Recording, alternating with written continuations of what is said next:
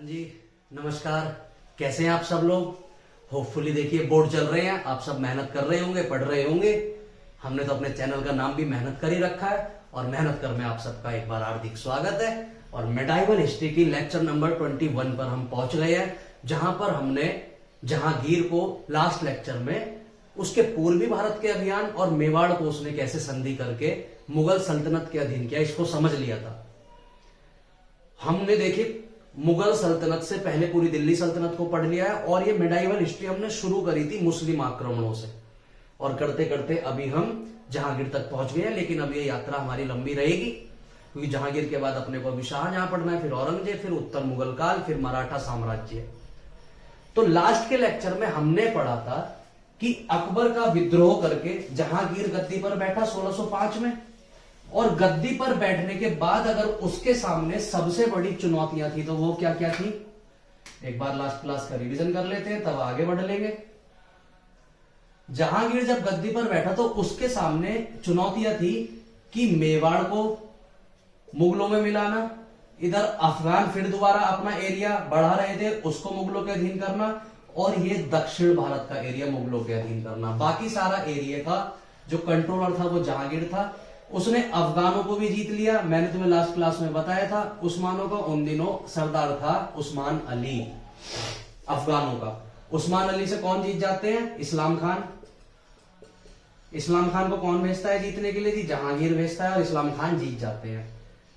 ये हमें पढ़ना है। यहां पर जहांगीर के समय महाराणा होते हैं अमर सिंह, जो महाराणा प्रताप के बेटे हैं, और अमर सिंह के बेटे होते हैं करण सिंह, या करण सिंह भी नाम इनका कहीं कहीं मिलता है, कर्ण सिंह। कर्ण सिंह जाके समझौता कर लेते हैं जहांगीर से। इस तरह फाइनली राणा सांगे से राणा सांगा के समय से, बाबर के समय से जो विवाद मुगलों और मेवाड़ में चलता आ रहा था, जहांगीर उसको समझौते के साथ शांत करता है। लेकिन अब जहांगीर के सामने सबसे बड़ी चुनौती होती है दक्षिण भारत को जीतना। अब आप बोलेंगे सर आपने तो कुछ पिछले लेक्चर उसमें बताया कि दक्षिण भारत को तो अकबर ने जीत लिया था। मैंने आपको बताया था कि 1602 के आसपास जहांगीर ने अपने बाप का ही विरोध कर दिया था, बगावत कर दी थी अपने बाप से ही। तो जहांगीर और अकबर आपस में बगावत का शिकार हो गए। इसका फायदा उठा लिया दक्षिण भारत के उन राजाओं ने जो मुगलों की अधीनता स्वीकार नहीं करना चाहते थे। अब उन्हें मौका मिला कि मुगल आपस में व्यस्त हो गए हैं, और उन्होंने इस कंडीशन का फायदा उठाते हुए दोबारा दक्षिण भारत को मुगलों से अलग कर लिया। हमने देखा था अकबर के समय चांद बीबी अहमदनगर की एक ऐसी बहादुर शासिका थी जो अकबर से लड़ी, और जब हारने को आई तब उन्होंने समझौता कर लिया था। लेकिन जैसे ही अकबर और जहांगीर के आपस में विरोध हुआ तो दोबारा दक्षिण भारत मुगलों से अलग हो गए। तो जहांगीर के सामने तीसरी चुनौती थी दक्षिण भारत को दोबारा से मुगल सल्तनत में शामिल करना। इन दिनों दक्षिण भारत में एक बहुत ही बड़ा कमांडर, बहुत ही बड़ा सेनापति उभरा, जिसका नाम था मलिक अंबर। क्या नाम था जी? मलिक अंबर। थोड़ा सा मलिक अंबर के बारे में समझते हैं।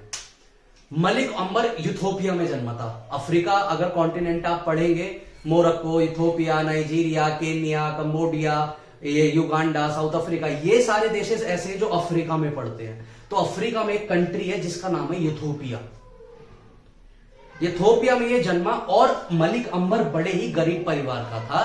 तो कहा जाता है कि हाँ देखो, इसके बारे में हमें इसके जीवन के शुरुआती दौर की ज्यादा हमें जानकारी नहीं है, लेकिन इतिहास में कहीं कहीं इसके बारे में बताया जाता है कि ये बहुत ही गरीब घर में जन्मा था। तो इसके मां बापों ने इसे गुलाम बना के बेच दिया था। पहले तो ऐसा हुआ करता था कि अगर आपके ज्यादा बच्चे हैं तो कुछ को गुलाम बना के और कुछ पैसे माँ बाप अर्जित कर लिया करते थे। उन पैसों से बाकी बच्चों को खर्चा चलाते थे, बड़े बच्चों को भेज दिया करते थे, चलो जी काम पे चलो। तो इसको बगदाद में, आज के ईरान इराक वाले एरिया में इसको खरीद के लाया गया, और ईरान इराक से ये आ गया भारत खरीदारी में, गुलामों के खरीदारों में। तो अफ्रीका से चलते चलते ये गुलाम आगे बन के कहां आगे बन गया? दक्षिण भारत का। और जब ये गुलाम बना तो गुलाम बनने के बाद इन दिनों ऑलरेडी दक्षिण भारत मुगलों से डरा हुआ था। मलिक अंबर ने देखा कि यार ये एरिया के जितने भी राजा हैं, इतने सारे राजा हैं, फिर भी सारे मिलके अकबर को नहीं हरा पा रहे हैं, जहांगीर को नहीं हरा पा रहे हैं। इसने देखा कि ऐसा क्या है, पता चला कि ये आपसी सारे राजाओं में समर्पण वाली फीलिंग ज्यादा है, लड़ने की फीलिंग नहीं है। डरते हैं अकबर से, डरते हैं जहांगीर से, इतने बड़े साम्राज्य का राजा होने के बावजूद अकबर से डरते हैं, जहांगीर से डरते हैं। मलिक अंबर ने सारे के सारे राजाओं के अंदर एक भावना भरी कि हम अगर मिलकर लड़ेंगे तो हम मुगलों से जीत सकते हैं। और सच में मलिक अंबर की बातों से बाकी दक्षिण भारत के राजा इतने इंप्रेसिव हो गए, इतने इंप्रेस हो गए कि उन्होंने मलिक अंबर की स्वाधीनता को अब स्वीकार किया, इसको एज ए लीडर माना। और मलिक अंबर की प्रेजेंस में पूरे दक्षिण भारत ने ऐलान कर दिया कि हम मुगलों के अधीन नहीं है, शाहजहां हमारा, ये जहांगीर हमारा राजा नहीं है, और कुछ भी हो जाए हम हमेशा स्वतंत्र रहेंगे। अच्छा, मलिक अंबर का प्रभाव ज्यादा देखने को मिला था 1602 के आसपास। कब? 1602 के आसपास। तो 1602 में तो अकबर जिंदा था, तो अकबर ने उस समय, अकबर का सबसे बहादुर सेनापति कौन था? मान सिंह। 1602 में एक बार अकबर ने मान सिंह को भेजा था मलिक अंबर को मारने के लिए, मलिक अंबर को हराने के लिए। और उस युद्ध में मान सिंह लगभग मलिक अंबर को हरा भी चुके थे, लेकिन इतने ही उत्तर भारत में मुगल आपस में लड़ जाते हैं। मैंने बताया 1602 में जहांगीर अकबर का विरोध कर देता है, तो मान सिंह यहां से वापस चले जाते हैं और मलिक अंबर को दोबारा मौका मिल जाता है सारे साम्राज्यों को खड़ा करने का। अब देखो, हम लास्ट क्लास में पढ़ चुके हैं, ये वाला एरिया किनके पास है? निजामों के पास, तो निजाम शाह बोला गया है। और ये वाला एरिया किसके पास है? आदिल शाहों के पास। ठीक है जी।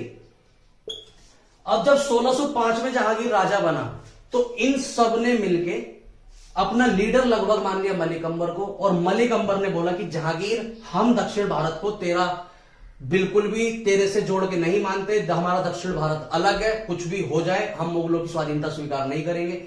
ये बात जहांगीर को बड़ी बुरी लगी कि यार, हमारे पिताजी दक्षिण भारत जीत के गए थे और तुम कह रहे हो हम स्वतंत्र हैं। तो उसने बोला कि इससे पहले जी ये बताओ, जहांगीर ने अपने सल्तनत में पूछा कि इससे पहले इन दक्षिण भारत को कौन जीत के आया था? जी मान सिंह जीत के आए थे। तो जहांगीर ने मान सिंह को दोबारा बुलाया कि मान सिंह जी हाँ, कि आप दक्षिण भारत जाएं और दक्षिण भारत जाके मलिक अंबर को हराएं। वो ज्यादा हाथ पैर फैला रहा है अपने। मान सिंह ने बोला ठीक है, लेकिन यहां मलिक अंबर बड़ा चतुर था। मलिक अंबर ने जाके इतने मराठों से दोस्ती कर ली थी, और दक्षिण भारत में छापा मार युद्ध में अगर सबसे ज्यादा किसी को अभ्यास था तो वो थे मराठे। छापा मार युद्ध मतलब छुप छुप के आक्रमण करना। आपकी आर्मी कहां छुपी हुई है, विपक्ष की आर्मी को नहीं पता। जैसी विपक्ष की आर्मी आएगी, आप सडन एकदम से अटैक करेंगे और मार देंगे। मलिक अंबर ने पूरा का पूरा गठबंधन बना लिया था मराठाओं के साथ, और मराठाओं के साथ इसने ऊपर संबंध यहां बना लिया और आदिल शाहों के साथ यहां संबंध बना लिया। और मलिक अंबर अपनी सेना के साथ साथ उसे मराठाओं का भी समर्थन प्राप्त था और साथ में नीचे से आदिल शाह का भी समर्थन प्राप्त था। आपके मन में सवाल आ रहा होगा कि आदिल शाह क्यों लड़ रहा है? तो मैंने बताया था, अकबर के समय आदिल शाह को मजबूरन मुगल सल्तनत से के सामने जाके पेशी देनी पड़ी थी, उनके स्वाधीनता स्वीकार करनी पड़ी थी।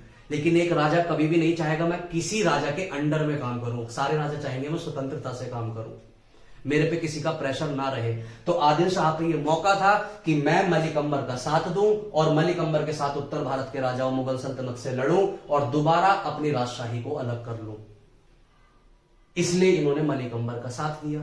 अब जब मलिक अंबर का साथ दिया तो मलिक अंबर बड़ी मजबूत स्थिति में आ गया, और मलिक अंबर जब इतनी मजबूत स्थिति में आ गया तो मान सिंह को उसने दक्षिण भारत से ऊपर धकेल दिया। बुरहानपुर नाम की एक जगह पड़ती है महाराष्ट्र के बिल्कुल उत्तर में।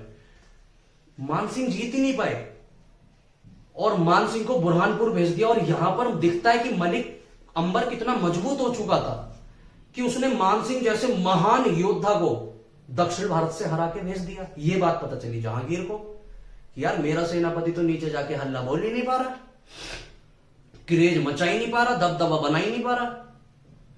मलिक अंबर ने मेरे महान सेनापति मान सिंह को हरा दिया है। इसके बाद जहांगीर एक बहुत बड़ी आर्मी लेके शाहजहां को भेजता है। किसको भेजता है? शाहजहां। जहांगीर, ये शाहजहां का पहले नाम एक्चुअली क्या था? खुर्रम।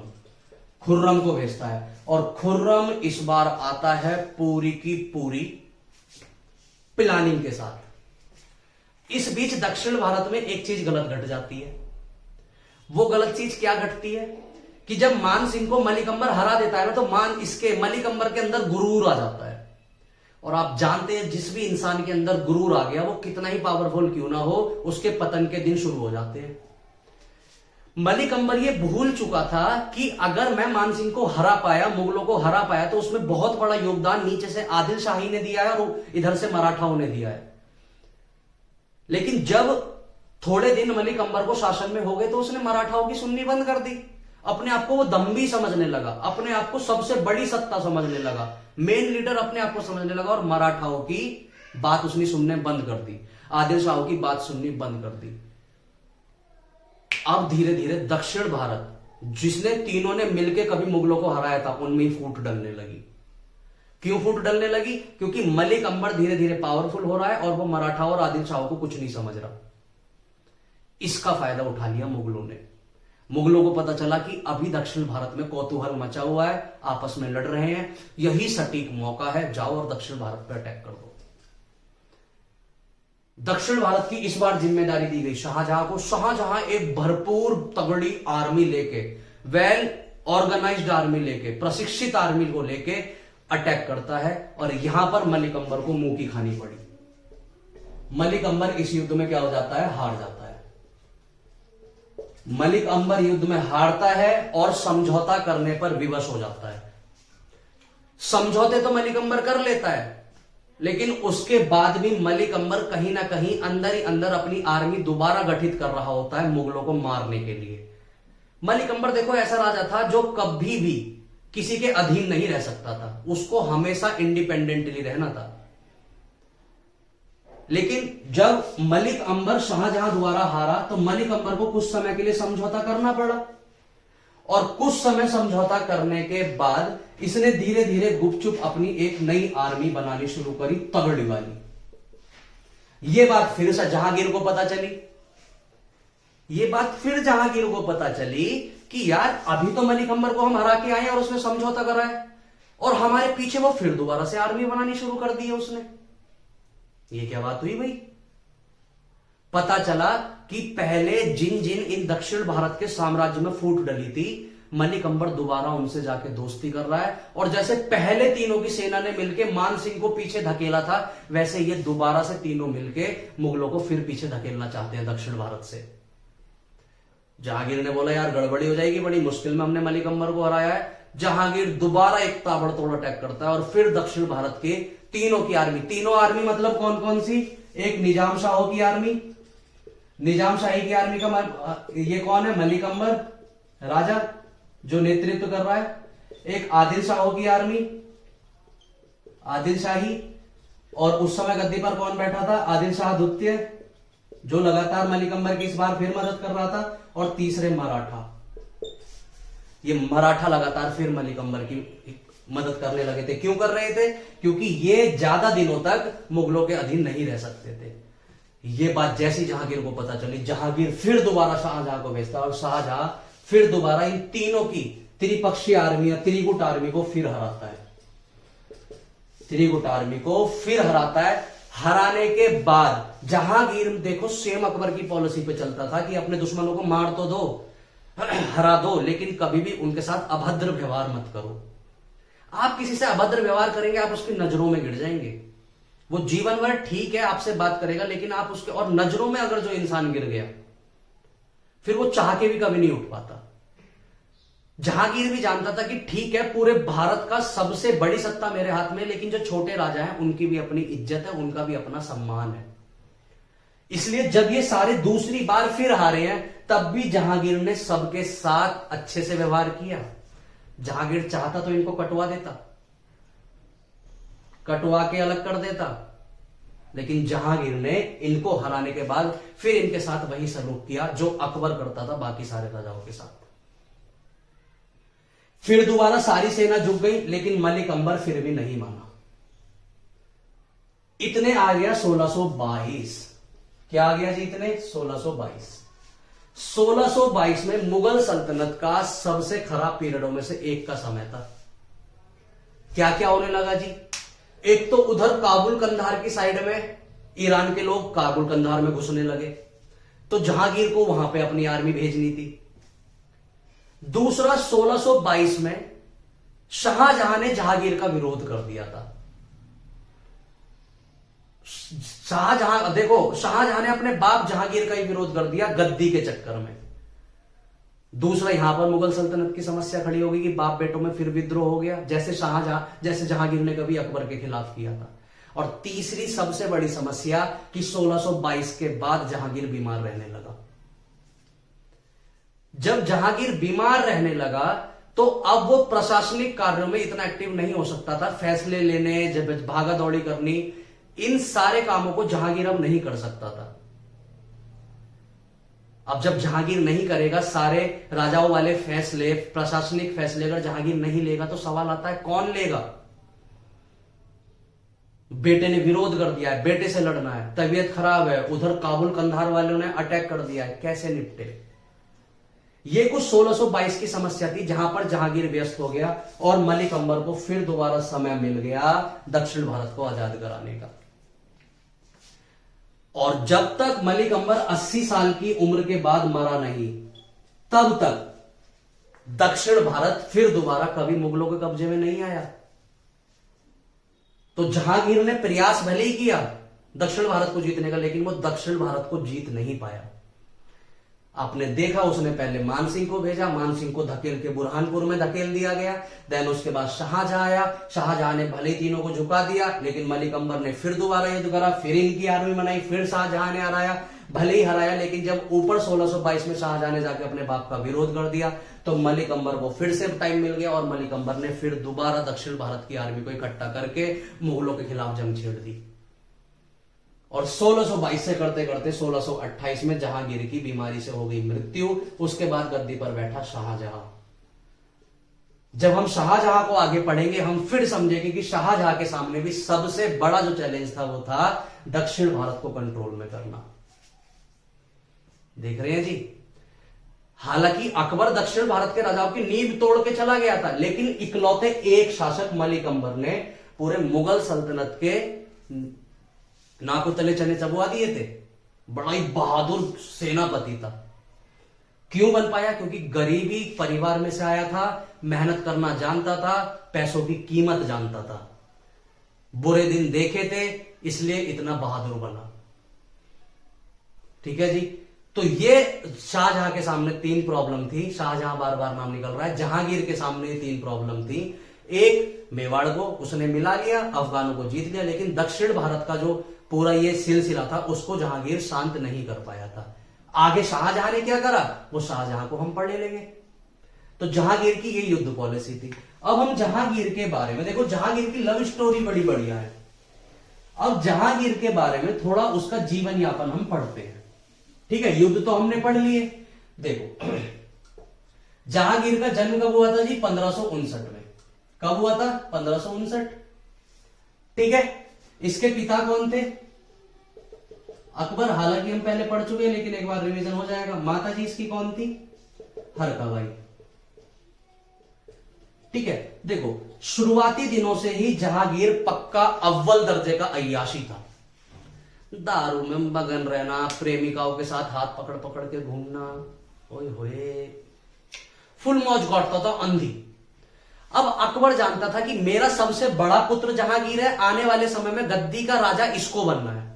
और अगर ये ऐसे खच्चरपंती दिखाएगा, ऐसे गधों की तरह घूमेगा, तो आने वाले समय में कैसे साम्राज्य को अच्छे से चला पाएगा? क्योंकि आपने पीछे पढ़ा है, हुमायूं जानता था कि हुमायूं की मृत्यु के बाद अकबर को शासन संभालना है। इसलिए बचपन से ही अकबर को लड़ना सिखाया गया, बचपन से ही उसको सूबेदारी दी गई, बचपन से ही उसको छोटी छोटी सेनाओं का नेतृत्व करने के लिए सेनापति बनाया गया। इसलिए तो क्योंकि अकबर बचपन से लड़ाइयां लड़ा, तभी तो जाके वो इतना महान शासक बन पाया। ये लड़ाइयां लड़ रहे हैं, ये तो हाथ पकड़ पकड़ कर घूम रहे हैं कि चलो कभी मैकडोनल्ड का बर्गर खाने चल रहे हैं, कभी जलेबी, कभी समोसा। अकबर ने बोला भाई ऐसे जलेबी खाना, कोल्ड ड्रिंक, स्प्रिंट पीने से बात बनेगी नहीं। तुझे क्या करा जाए जहांगीर को सुधारने के लिए? तो लगभग 14-15 साल के लिए जहांगीर को सैनिक नौकरी में शामिल कर लिया गया। क्यों कर लिया गया? क्योंकि आर्मी में डिसिप्लिन होता है। पूरे सारे डिपार्टमेंट में अगर सबसे ज्यादा कहीं डिसिप्लिन देखने को मिलता है तो वो कौन सा डिपार्टमेंट है? आर्मी। एक गलती करेगा सारे के सारे नपेंगे। इकलौते आर्मी में ये उसूल है कि जहां पर गलती की सिर्फ और सिर्फ सजा है, माफी नाम की कोई चीज नहीं है। इसलिए आपने देखा होगा आर्मी के हमारे जितने भी सोल्जर होते हैं सबके लिए हम देखते के साथ ही क्या करते हैं? सलाम। एक दिल से रिस्पेक्ट आती है उनके लिए, क्योंकि वो एक्चुअली में डिजर्व करते हैं। जितनी डिसिप्लिन लाइफ उनकी है ना, शायद ही और किसी की हो। बहुत डिसिप्लिन लाइफ जीते हैं आर्मी के जवान।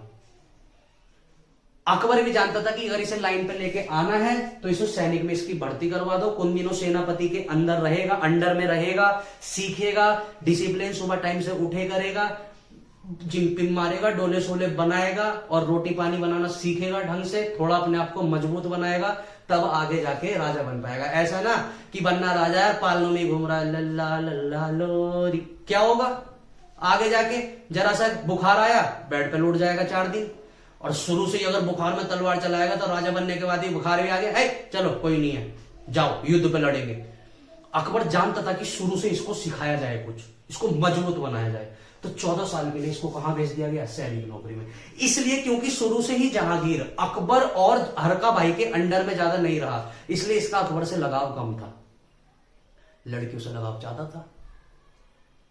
ठीक है जी।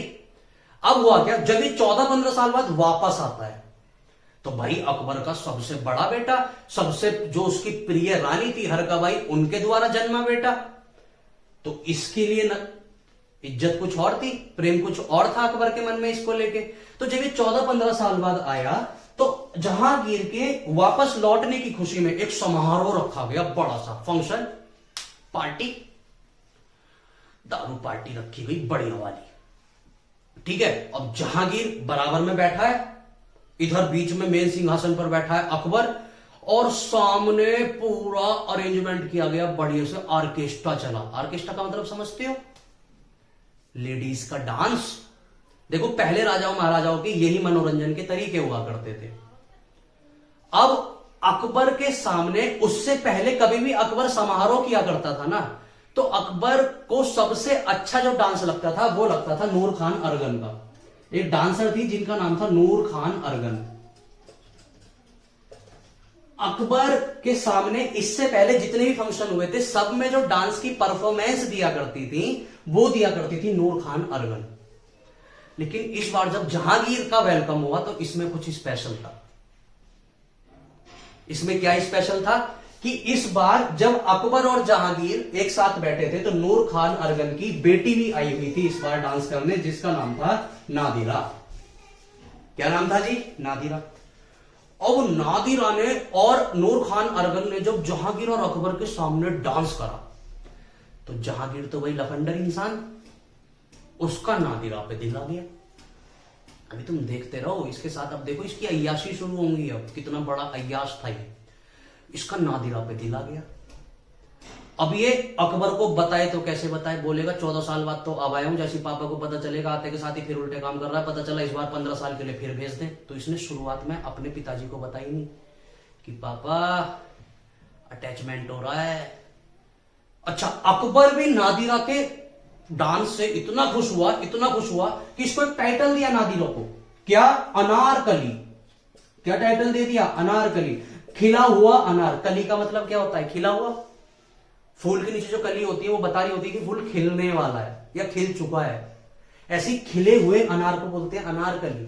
तो नादिरा को अकबर ने बोला कि आप बिल्कुल खिले हुए अनार की तरह हो, इसलिए आज से आपका नाम क्या होगा? अनारकली।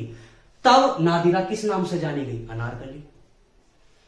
अब अनारकली का पूरे मुगल सल्तनत में नाम हो गया, क्योंकि भाई अकबर अगर किसी को टाइटल दे रहा है तो राजा दे रहा है ना, तो नाम तो होगा ही होगा। अब यहां धीरे धीरे सलीम को ये बहुत पसंद आने लगी। अब जब इस सलीम को बहुत पसंद आने लगी तो धीरे धीरे इसके कानों में बड़ी की, जो पता है पूरे मुगल सल्तनत का जो अकबर है उसके बेटे की आप पसंद हो। तो शुरुआत में अनारकली को लगा यार वो राजा महाराजा है, मैं एक नर्तकी की, एक डांसर की बेटी हूं, कहां जोग बैठ पाएगा। फासला बहुत ज्यादा है और उनके शाही शौक होते हैं, 4 दिन में उनको पसंद आऊंगी, वो अपना काम निकालेंगे, छोड़ देंगे। इससे सही मैं थोड़ा सा अपनी नियत पे कंट्रोल कर लेती हूं और भैया इन चीजों से मैं दूर रहती हूं। लेकिन जहांगीर सच में इनके पीछे पागल हो चुका था जी। अब जहांगीर बार बार कुछ ऐसा करता सो दैट अनारकली को ये विश्वास हो कि नहीं, वो सच में अनारकली को पसंद करता है।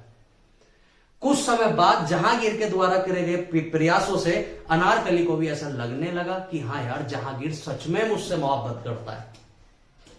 तो इन दोनों में भैया प्रेम संबंध हो गया। अब जहांगीर के सामने सबसे बड़ी समस्या क्या है कि अकबर को कैसे बताया जाए, क्योंकि अकबर को बताएगा तो अकबर तो लाठी लगाएगा, उसमें गोला लाठी होता है ना कि गोला लाठी लगाऊंगा। तो जहांगीर ने बोला जो होगा दो, प्यार के लिए सारी चीज कुर्बान। वो जाता है और अपने पापा से बोलता है, पापा अपने को अनारकली पसंद है। अकबर ने बोला भाई जा, चला जा, तुझे पसंद है कुछ तो देख, तुम मुगल सल्तनत का खून और वो एक नर्तकी का खून, कैसे बात बनेगी। उसने बोला बात बने चाहे ना बने, शादी तो इससे ही करनी है।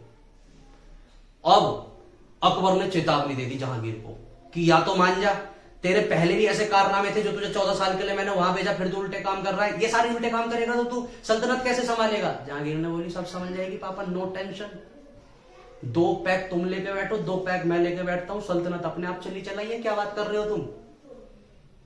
हो गया यही काम। अब अकबर बिल्कुल नहीं चाहता था कि जहांगीर और अनारकली एक साथ रहें, लेकिन जहांगीर पागल हो चुका था। तो अकबर ने फैसला लिया कि अनारकली को सजा दी जाए। अब देखो, अब यहां से इतिहासकार के अलग अलग अपने अपने विचार हैं। अब यहां से कहानी 2 तरफ मुड़ जाती है। एक कहानी कहती है कि यहां से अकबर ने क्रोध में आके जहांगीर से बोला था कि या तो तू अनारकली का साथ छोड़ दे वरना तेरे को कैद होगी। तो जहांगीर ने बोला मैं मरना पसंद करूंगा लेकिन मैं अनारकली को नहीं छोड़ूंगा। तो जहांगीर को कैद में रिहा कर दिया गया, मैं रिहा कह रहा हूं, कैद में रख लिया गया। और रखने के बाद जहांगीर से फिर पूछा गया कि या तो तू बता दे तूने अनारकली को अपने दोस्तों की मदद से कहां छुपा दिया है, सो दैट उसको ढूंढने के बाद हम उसको मौत की सजा दे दें, वरना तू मरेगा। जहांगीर ने बोला अपने पापा से, पापा मोहब्बत की है, डरते थोड़ी ना है मौत से, मौत की सजा देनी है दे दो, लेकिन मेरी अनारकली जिंदा रहेगी। अकबर कह रहा यार अजीब इंसान है। ठीक है, फिर जब अनारकली को यह बात पता चलती है कि आने वाला मुगले बादशाह मेरे चक्कर में जेलों में पड़ा है, तो वो आके अपने आप को सरेंडर कर देती है। और यहां पे एक कहानी कहती है कि जैसी वो आई नादिरा या अनारकली, उसको अकबर ने जिंदा लाहौर की दीवारों में चिनवा दिया। एक कहानी कहती है कि लाहौर की दीवारों में उसको जिंदा चिनवा दिया गया। लेकिन एक कहानी इसमें अलग है। वो एक कहानी अलग क्या है कि एक बार की बात थी जब अकबर के सामने नृत्य पेश कर रही थी, परफॉर्मेंस पेश कर रही थी नूर खान अरगन। तो नूर खान अरगन के डांस से अकबर इतना ज्यादा प्रभावित हुआ था, और वो थोड़ा नशे में भी था। तो उसने नशे में ये बोला था कि नूर खान अरगन, आज हम आपकी कला से इतने प्रभावित है कि आप जो वरदान मांग सकती हैं, जो चाहे मांग सकती है, हम आपको देंगे। लेकिन उस दिन नूर खान अरगन ने कुछ भी मांगा नहीं था। उन्होंने बोला था कि मैं इस जो मेरे को ये आपने छूट दी है, जो ऑफर दिया है, मैं इसका अभी इस्तेमाल नहीं कर रही, आने वाले समय में अगर मुझे कभी लगेगा कि मुझे इस अपॉर्चुनिटी का इस्तेमाल करना है तो मैं कर लूंगी। अब अकबर क्या करने जा रहा है, अनारकली को मौत की सजा सुनाने जा रहा है। तुरंत ये बात पता चलती है नूर खान अरगन को, और नूर खान अरगन को तुरंत स्ट्राइक करता है कि नहीं, एक बार अकबर ने मेरे को एक अपॉर्चुनिटी दी थी कि आपने जो मांगना है मांगो, मैं आपको जरूर वो आपकी विश पूरी करूंगा। तो नूर खान अरगन भागी भागी जाती है अकबर के पास, और अकबर के पास जाके बोलती है कि अकबर मुगले बादशाह, मेरी आपसे एक दरख्वाहिश है कि आपने एक बार मेरे को एक वरदान दिया था, आपने बोला था कि आप जो मुझसे मांगोगे आप पूरा करोगे, मेरी आपसे एक दरख्वास्त है। तो अकबर ने पूछा क्या, कि आप मेरी बेटी को एक बार मौत की सजा से माफ कर दो। मैं आपके सामने मां की कसम खाती हूं कि नादिरा को लेके मैं ऐसी अंडरग्राउंड हो जाऊंगी कि कभी भी वापस आपके महल में नहीं आऊंगी। तो अकबर इस बात के लिए राजी हो गया। फिर नादिरा से पूछा गया कि जाते जाते आपका कुछ अंतिम ख्वाहिश है। तो नादिरा ने बोला हां, मेरी सिर्फ एक ख्वाहिश है कि मेरे को सिर्फ एक रात जहांगीर के साथ बिताने दी जाए। तो अकबर ने बोला ठीक है मैं आपको ऐसा करने दूंगा, लेकिन एक चीज याद रखना, अकबर जब आप जहांगीर के साथ रात में होंगी तो 3-4 बजे के करीब जब जहांगीर सो रहा होगा तो आप चुपचाप महल से निकल जाना और अपनी मम्मी के साथ सुरंग के रास्ते कहीं ऐसी पहुंच जाना जो वापस हमें कभी दिखो ना। तो अनारकली ने बोला मुझे बिल्कुल आपकी शर्त मंजूर है। देख रहे हो राजा महाराजाओं को लड़की का चक्कर, ठीक है। अब उस रात सारा नशा पान करने के बाद एक अनार में थोड़ा सा नशीला पदार्थ मिला के अनारकली जहांगीर को खिला देती है। जहांगीर नशे में सो जाता है और उसके बाद अनारकली महल छोड़ के अपनी मां के साथ चली जाती है। फिर दोबारा अनारकली का इतिहास में नाम नहीं मिलता। हालांकि जब सुबह उठा होगा जहांगीर और उसने देखा होगा मेरी अनारकली कहां है, अनारकली तुम सिर्फ मेरी हो, बेचारे को उसे मिली नहीं। ठीक है, तो ये दो कहानियां चलती है कि अनारकली एक में चली गई थी अपनी मम्मी के साथ, दूसरा उसको दीवारों में चिनवा दिया गया था। ठीक है, समझ आया जी। अब देखो ये तो बात है इसकी, जब ये वापस आया तो इसके लिए जश्न मनाया गया। हम पीछे पढ़ चुके हैं कि मारवाड़ का एक राजा था जिसका नाम था क्या नाम था जी उसका, जो शेरशाह सूरी से लड़ा था, उसका नाम भी बहुत सारे राजा है ना, और बड़ा फेमस राजा रहा है मालदेव। मारवाड़ का राजा था मालदेव, जो शेरशाह सूरी के से लड़ा था। इसके दो सेनापति भी थे, जैता और कुंपा। शेरशाह सूरी वाला लेक्चर याद करो, है ना। मालदेव का जो बेटा था वो था चंद्रसेन। चंद्रसेन मुगलों से बराबर लड़ा, लेकिन चंद्रसेन की मृत्यु के बाद इसका जो बड़ा भाई था उसका नाम था उदय सिंह। उदय सिंह की बेटी थी जगत गोसाई। उदय सिंह की बेटी का क्या नाम था? जगत गोसाई। इस जगत जो गोसाई का विवाह किया गया था किससे? जहांगीर से। तो एक बीवी उसकी जगत गोसाई थी, जो प्रारंभिक दिनों में जगत गोसाई की शादी करी गई जहांगीर से। दूसरी आमेर के राजा बहारमल के बेटे थे भगवंत दास। कौन थे? भगवंत दास। भगवंत दास की बेटी थी मानबाई। कौन थी? मानबाई। मानबाई की शादी करी गई जहांगीर से। तो शुरुआती इसकी जो दो क्या कहते हैं रानियां थी, एक थी जगत गोसाई जो उदय सिंह की बेटी थी, और एक थी भगवंत दास की बेटी मानबाई। ठीक है जी। जगत गोसाई का बेटा था खुर्रम शाहजहां, और मानबाई का बेटा था खुसरो। तो सबसे बड़ी औलादों में से एक थे उसके खुर्रम और खुसरो। यही खुर्रम आगे जाके जाना गया शाहजहां के नाम से। किस नाम से जी? शाहजहां के नाम से। देखो अब 1605 में गद्दी पर बैठा था जहांगीर, और 1606 में जस्ट उसके अगले साल 1606 में जस्ट उसके अगले साल जहांगीर के बेटे खुसरो ने ही अपने बाप का विद्रोह कर दिया। तो शाहजहां ने तो किया था 1622 में, लेकिन उससे कहीं पहले 1606 में खुसरो ने भी जहांगीर का विरोध किया था। और इस विरोध से जहांगीर इतना ज्यादा मतलब दुखी हुआ था कि खुसरो को पकड़ के जेल में डाल दिया था। खुसरो को पकड़ के कहां डाल दिया गया था? जेल में। और शुरू में क्योंकि जहांगीर इतनी शराब पीता था, इतनी दारू पीता था, बहुत ज्यादा नशेड़ी था, अकबर के सारे बादशाह शहजादे पक्के वाले शराब नोशी थे, इतनी शराब पीते थे। ये तो पता नहीं जैसे तैसे टिक गया जहांगीर, बाकी सारे के सारे अकबर के बेटे शहजादा दानियाल वगैरह सब निपट गए थे। जहांगीर खुद इस बात से चिढ़ता था क्योंकि शाहजहां दारू नहीं पीता था। जहांगीर इतना परेशान रहता था शाहजहां को लेकर कि यार ये जवान हो गया लेकिन दारू नहीं पीता। लेकिन शाहजहां ने कभी शाहजहां की अच्छी बात थी, वो दारू से हमेशा दूर रहा। तो जहांगीर की स्टार्टिंग की दो पत्नियां कौन कौन थी? जगत गोसाई और मानबाई। कौन कौन जी? जगत गोसाई, और जगत गोसाई का बेटा कौन है? खुसरो, खुर्रम, नॉट खुसरो, जगत गोसाई। और दूसरी कौन है? मानबाई। ठीक है, मानबाई का बेटा कौन है? अभी मैंने बताया कि जगत गोसाई का हो जाएगा खुर्रम और मानबाई का खुसरो। तीसरी शादी की देखो बात अब हम इसकी पढ़ते हैं, नूर ए जहां। तीसरी शादी को देखो, इसकी तीसरी शादी की बड़ा इंटरेस्टिंग कहानी है। चौथा तो हम जानते हैं इसकी एक प्रेमिका थी, हालांकि उसने कभी उससे शादी नहीं करी अनारकली से, लेकिन ये बिना लाइसेंस वाली थी। ये तीनों लाइसेंस वाली थी, इनके साथ खुतबे उतबे सब पढ़े गए, लेकिन ये बिना लाइसेंस की थी अनारकली। अब देखो नूर जहां की समझो, ये जो नूर जहां थी इसका एक ऑलरेडी शादी हो चुकी थी, और नूर जहां के हस्बैंड का नाम था शेर अफगन। क्या नाम था? शेर अफगन।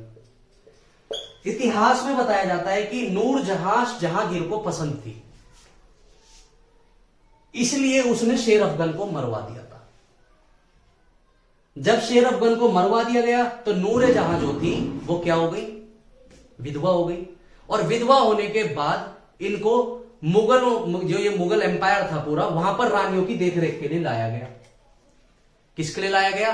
देखरेख के लिए। अब मुगलों में एक त्योहार होता था कि मीना बाजार लगा करता था। आज भी जामा मस्जिद के पास मीना बाजार लगता है, और उस मीना बाजार में जिस दिन वो रात को लगा करता था, रात में सारी महिलाएं और सारी दासियां सज धज के आती थी और अपनी सुंदरता व्यक्त करती थी, दिखाया करती थी, प्रस्तुत करती थी।